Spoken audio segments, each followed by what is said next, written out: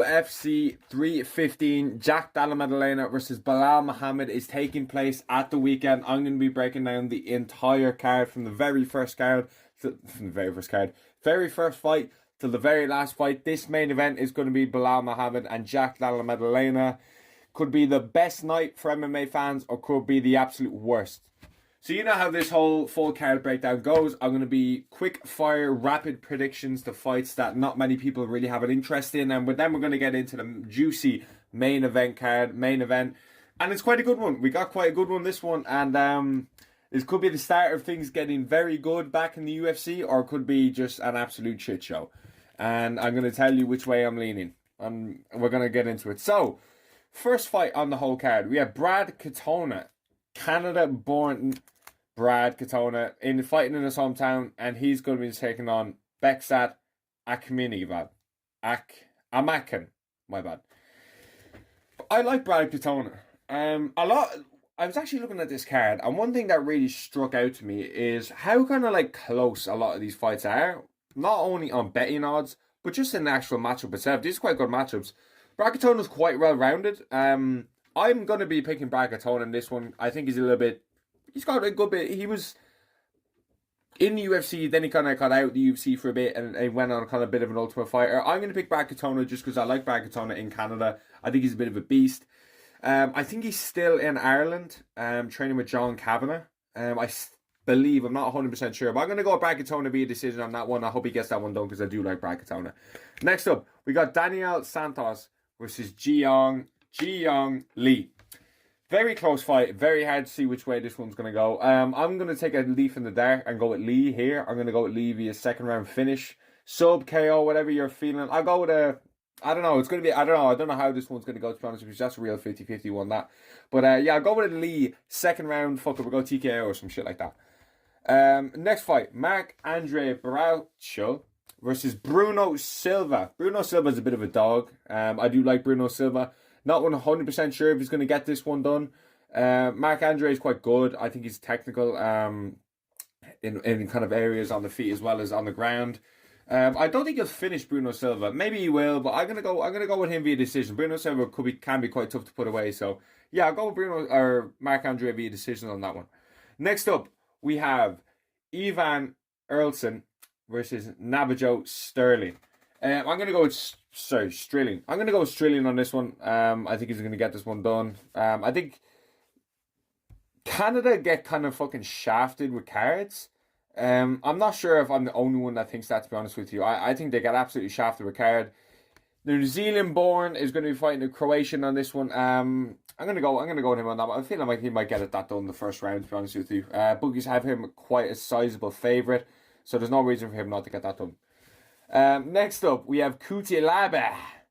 You know, the Hulk guy with the fucking face paint and shit like that. Ian Cutelaba versus Motska Bukasuka. Quite a long name, that one. I'm going to go Ian Cutelaba. I just like him. I think he's good. He's so inconsistent to bet on, though. That's the thing. I would not be betting on him on this fight, to be quite honest with you. Like, it is quite a 50-50 fight. He is a little bit of an underdog. I wouldn't necessarily say he's worth much of your fucking pennies, to be honest with you. So I'd probably stay clear of that one as regards betting, to be honest with you. But yeah, we'll go with Ian Cutelaba. Fuck it, we'll go with second round TKO. Maybe up against Cage or a ground and pound or some shit like that. Who knows? Next up, we have Jessica Andrade versus Jasmine Jasukavakis. Jessica Andrade is one of those fighters. I say this a lot. It literally seems like she's fighting on every single UFC card ever.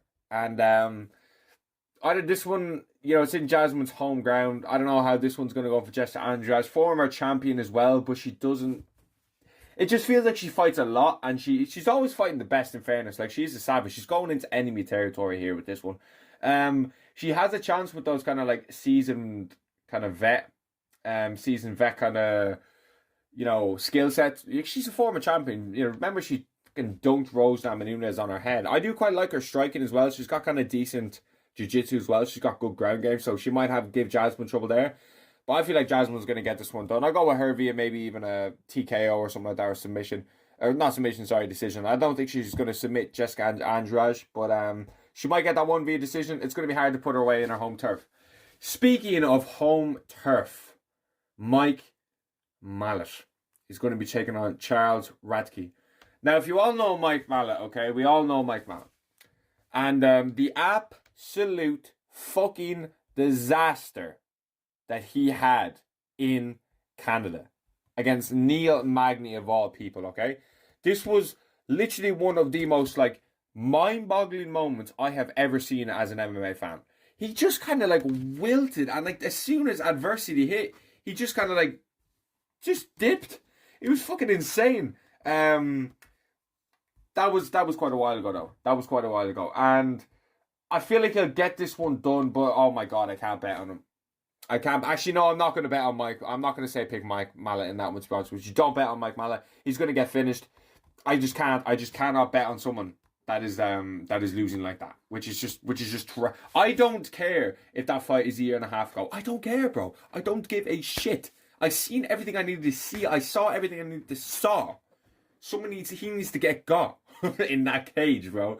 I'm not betting on that guy ever again. And yeah, that was an absolute just absolute fucking nightmare. But yeah, next up, Mike Mann's gonna get finished in the first round. Next up, we were meant to have Benoit Saint Denis versus Joel Alvarez. I'll briefly kind of talk about this because this fight is actually off as far as I believe, so which is kind of shit, to be honest with you. I was actually quite looking forward to this one. This was a fucking banger, but Joel Alvarez is out. I was picking Joel Alvarez to finish Benoit Saint Denis in the first round. I'll be completely honest with you. Maybe not first, but like I thought he was going to finish him. I think he's slick. Benoit Saint Denis definitely could have won. That was a close fight, and it's a fucking shame that fight's off, to be honest with you, because this card really needed like a Joel Alvarez Benoit Saint Denis. Like it really needed like an opener that was gonna really get people on the edge of their seats, because the main card itself is quite poor. It's quite poor, we'll put it that way. But I was going to pick Joel Alvarez via TKO on that one, or submission even. Who knows? Benoit Saint Denis got the absolute living shit kicked out of him just a few months ago by Renato Moicano. So I feel like you need a year off at least to recover from a beating like that. I genuinely do. It was just such a he just kicked the living shit out of him, and it was crazy. It was crazy. But yeah, that fight's off. No real need to talk about it. Alexa Grasso versus Natalia Silva. Natalia Silva is actually quite a big favourite on this one, which does surprise me. Alexa Grasso kind of had one of the biggest moments in WMA history. When she beat Valentina Shevchenko, which was just like an insane accomplishment. Like that was one of the biggest. We all thought like Valentina Shevchenko was just unbeatable. You know what I mean? Like we all thought she was absolutely unbeatable. But she lost. That's what happens when you stick around in the sport for long enough. And Natalia Silva, Brazilian born. She's got a lot of submissions on her record. She's got a lot of TKOs on her record. I think she has 7 submissions in her career and 5 TKOs.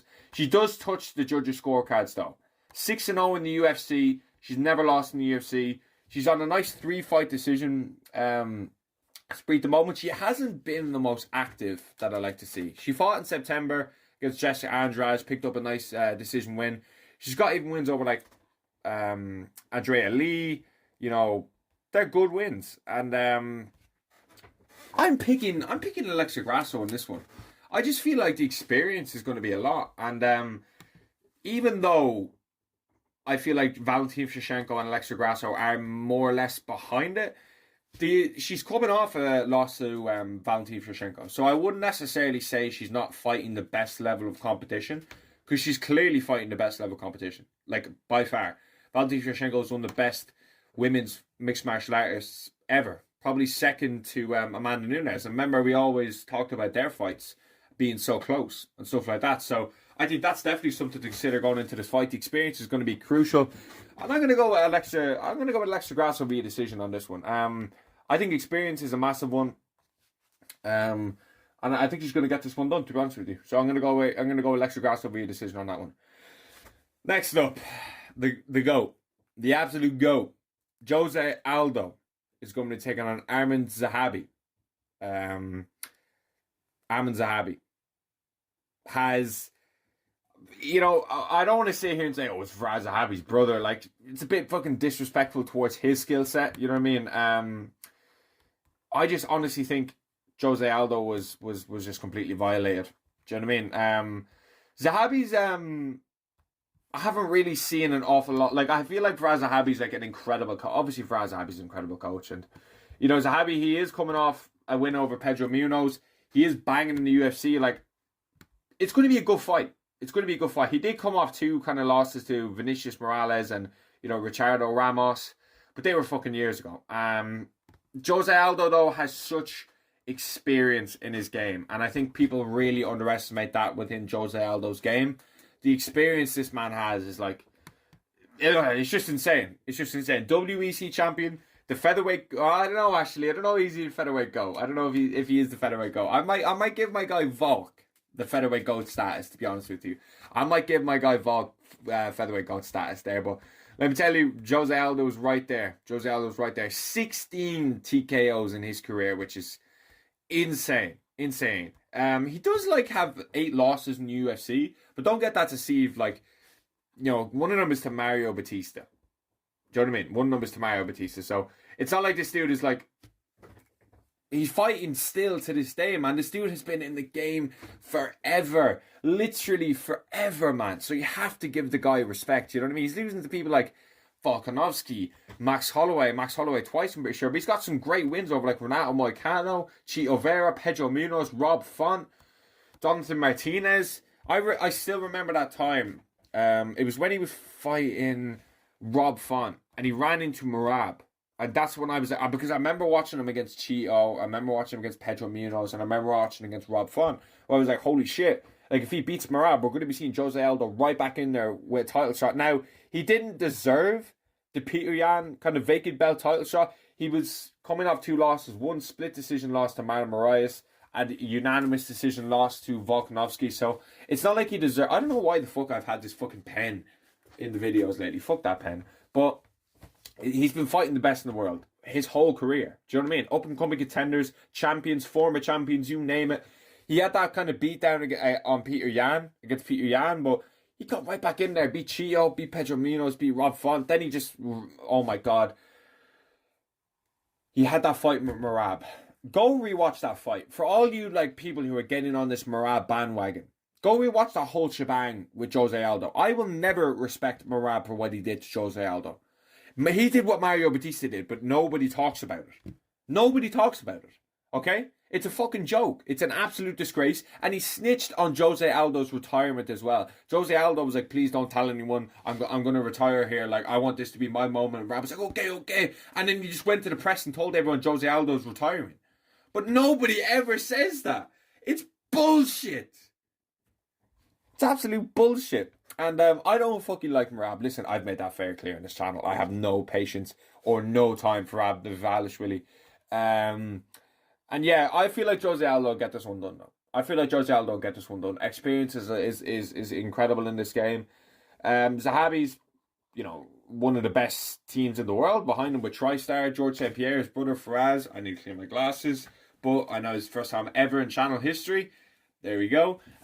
He's got an incredible team around him, and they've been in the game as long as anyone else. So they're gonna have Jose Aldo pretty nailed down. I know Arnold Allen trains there as well.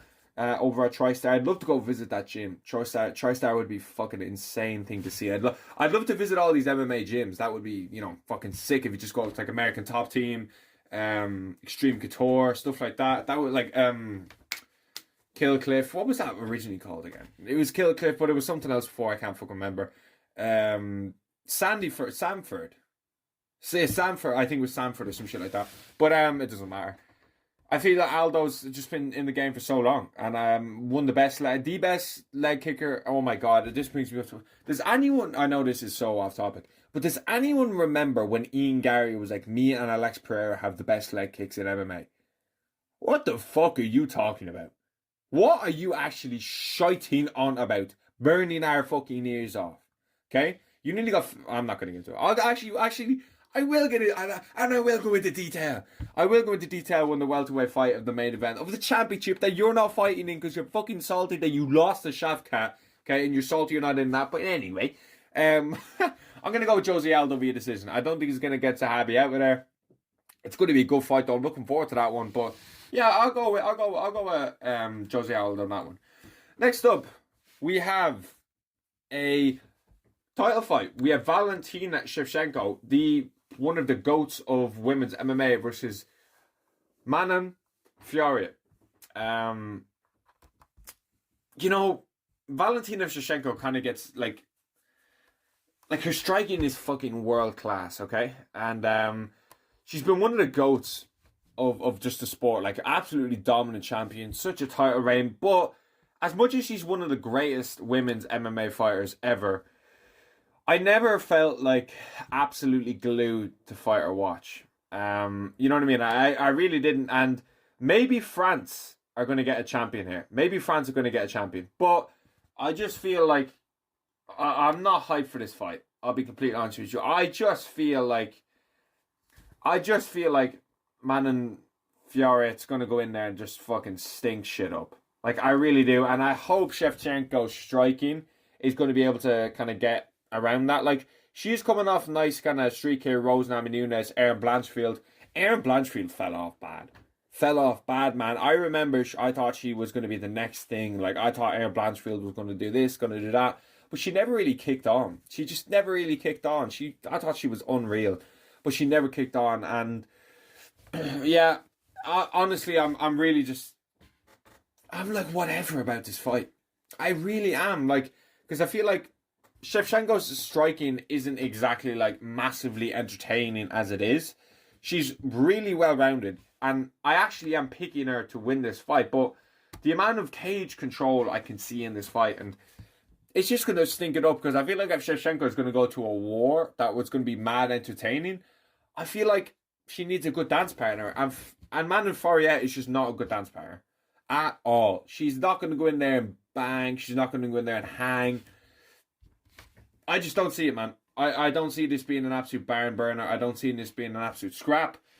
And it's going to be, who knows? I'm going to back Valentina Shevchenko though. I'm going to back Valentina Shevchenko via decision on this one. I think she'll get this one done. It's going to be, I won't even say it's going to be a good one because it could be absolutely shit, to be honest with you. Like, this could be a really kind of 50-50 fight. It could be really shit. I can't see Fiorot winning though via decision. She's actually a slight favourite, which is insane to me. Fuck that. I'm going to go Valentina Shevchenko. I'm going to back Valentina Shevchenko on this one. Striking's going to be way superior.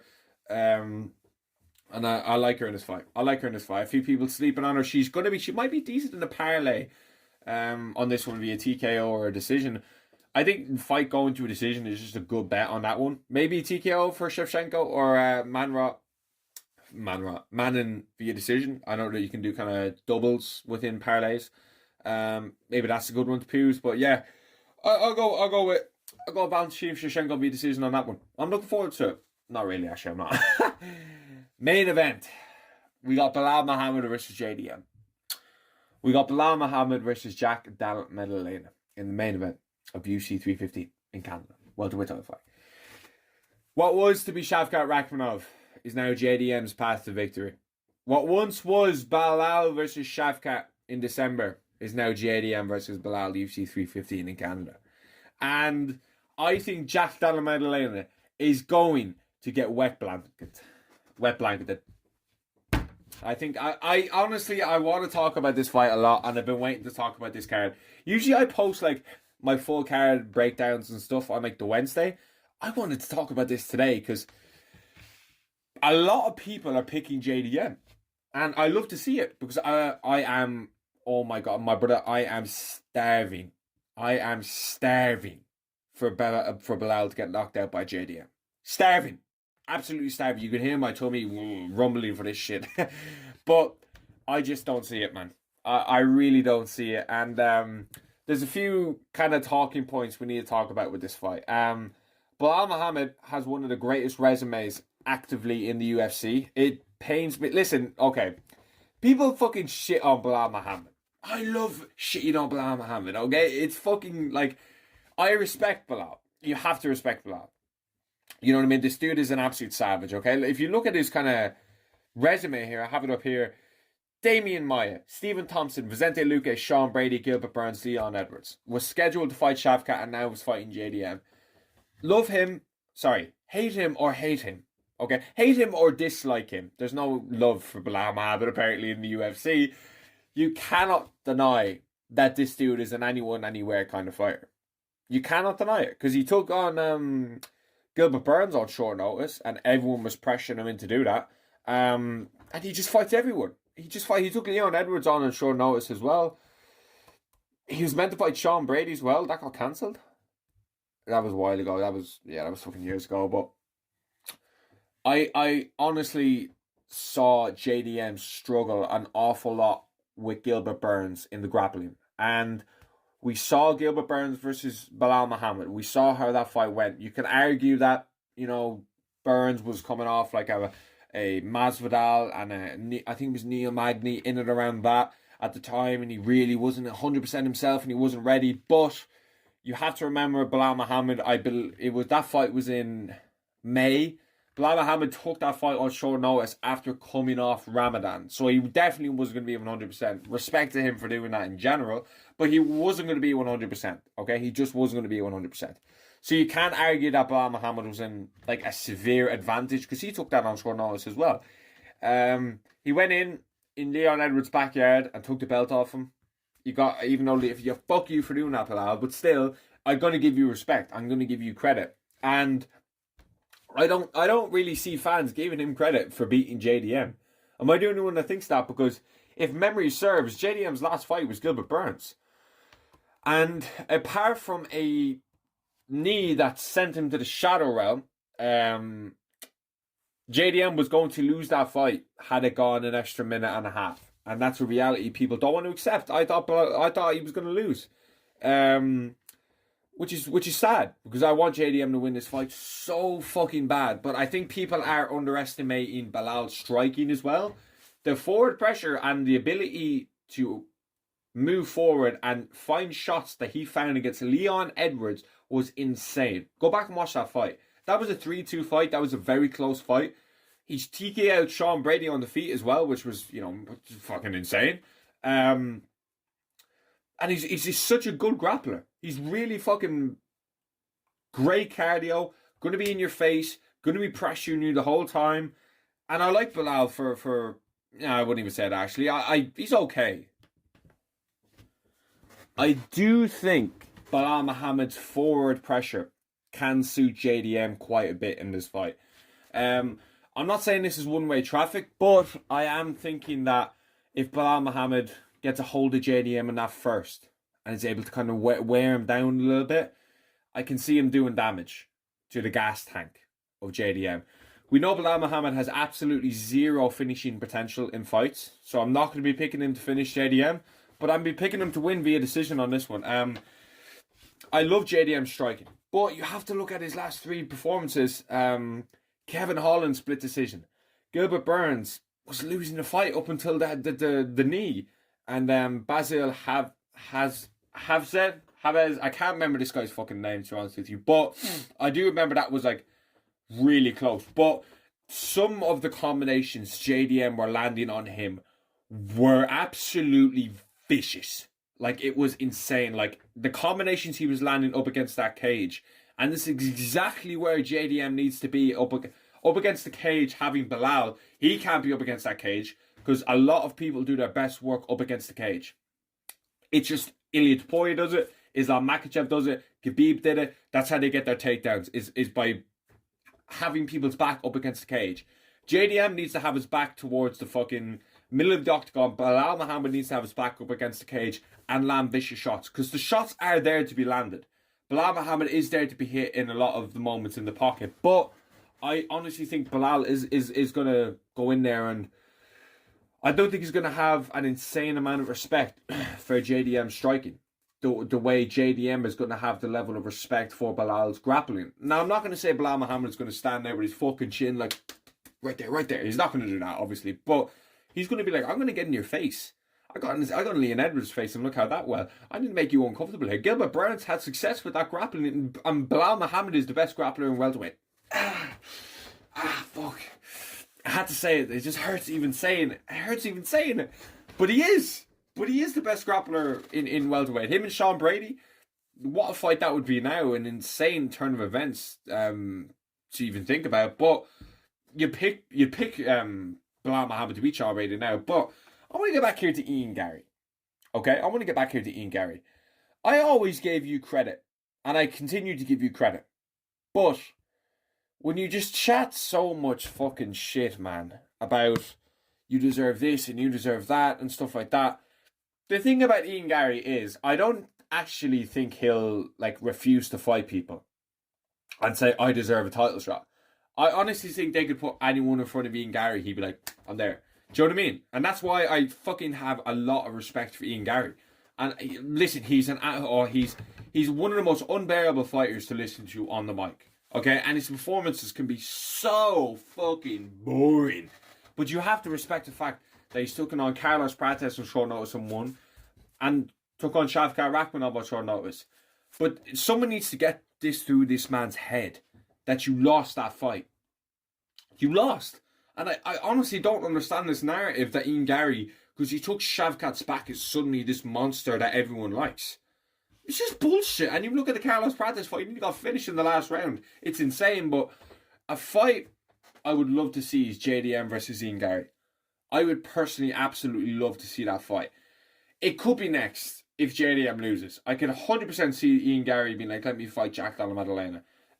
We have Marlon Moraes versus Gilbert Burns coming up. That could be next week even, which is pretty insane to think. And that's going to have Marlon Moraes shooting up the rankings when he chins Gilbert Burns in the second round. The real kind of like cloud over the welterweight division at the moment is Islam Makhachev. We don't really know what's going to be happening with Makhachev. We haven't a clue. Ilya Topuria said he's fighting in June. I have no doubt that the reason we haven't seen Makhachev announced for June is because the outcome of this fight. And keep in mind, it's going to be nearly, we're not going to be halfway through May, but we're going to be, well into May by the time this fight rolls around. The UFC don't really know what's going on with Makhachev at the moment. I would imagine. Okay, this is my guess here of like, they're waiting to see if JDM wins. And if JDM wins, they'll say, fuck it, Makhachev's probably next. We'll do Topuria versus Oliveira for a vacant or an interim belt. I don't necessarily see Ilya Topuria being like, oh, I'll fight for an interim belt. I just don't see it. I see him fighting for undisputed title and absolutely nothing else, which is, it is what it is. It's the sport that we live in now. People just get shit that they don't really deserve. And that's going to be Makhachev potentially moving up to welterweight completely. And I honestly just think, regardless of the outcome on Saturday, Makhachev should be fighting Belal or JDM. I get your training partners and stuff like that, but like, I don't care. I don't give a fuck. I really couldn't give a fuck who your training partner's with. I don't want another Aljamain Sterling versus Merab situation. Do you all remember that bantamweight? Fuck that, man. Fuck that. That was long. That was bullshit. I'm sick of people. I don't want to fight him. He's my friend. I don't give a fuck if he's your friend. Move up a weight class or move down a weight class then. Fuck out of here with that bullshit. Okay? We want to see the best fight the best in the UFC. And this JDM shinning Belal Muhammad in devastating fashion is step number one to making the UFC great again. Okay? Making the UFC great again. Because it fucking needs it at the moment. A vicious KO from JDM. All the fans love JDM. Oh my god. If JDM becomes champion, I'd be so happy. I'd be so fucking happy. And if Belal wins, I'd be sad. I'd be sad. Because I don't want Belal Muhammad as champion. Because we have to lose to Makhachev moving up to a super fight gone. Do you know what I mean? Belal Muhammad's boring as fuck. And JDM Shavkat is insane. It's insane. Bro, I love it. I love JDM in these fights. But, man, you look at a lot of people, I've been watching a few videos and it's very true. You look at boxing the last week. Conor Ben Chris Eubank Jr. was absolutely insane. Rolly Romero, massive upset against Ryan Garcia. Devin Haney, okay, was an absolutely dreadful fight. Devin Haney, Teofimo Lopez, all fighting on the same card. And the next day Canelo fought. Okay, they're all kind of boring fights. You can cool whatever, but Canelo Crawford just got announced, which is fucking ridiculous, absolutely ridiculous. And the UFC needs a life fucking, I don't know, lifeline. I don't know what the fuck you call it. They need a Hail Mary here. They need JDM to get the job done. They need JDM to fucking starch this guy. I have confidence that JDM has enough grappling to have moments on the feet, to have moments to scare Belal, to be able to say, okay, I trust in my takedown defense to where I can get in your face at moments. But I just think Belal Muhammad's going to be too strong. I think Belal Muhammad's going to be too strong. He's too experienced. He's been in there with the best. He's going to be able to craft around JDM at times. He's going to be able to find his rhythm, and he's going to be able to get those takedowns when you need them. And I'm picking Belal Muhammad 49-46. Unanimous decision on this one. I hope I'm fucking wrong, but I have to say it how it is. Let me know what you think about this whole card down below, and thanks for watching.